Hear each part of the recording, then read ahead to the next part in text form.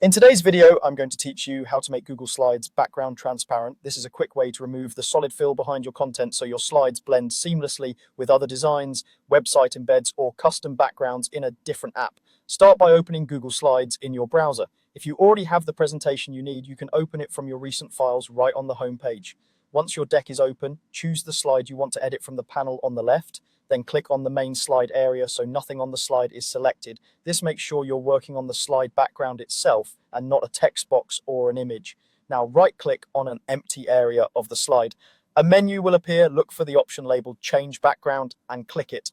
This opens a small background window where you can adjust the slide's fill. In that window, click the color drop down. You'll see theme colors and a few standard choices.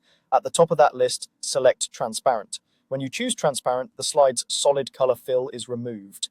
Don't worry if you don't see a checkerboard pattern or a dramatic change. The editor canvas itself is white, so the slide may still look white while you're working. The critical part is that the fill is now gone.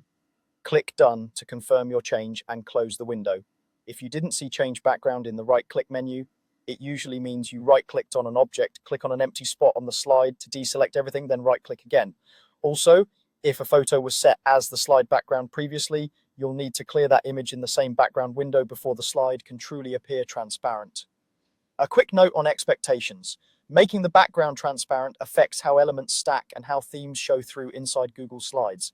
Some export formats may not preserve transparency the way you expect, so if you download the slide as an image and it appears white, that's normal behavior for certain formats.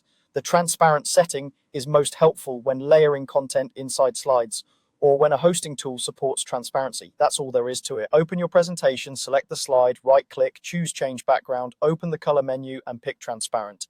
With that set, you can design clean, modern slides that sit perfectly over any backdrop you choose. Thanks for watching, and I'll see you in the next tutorial.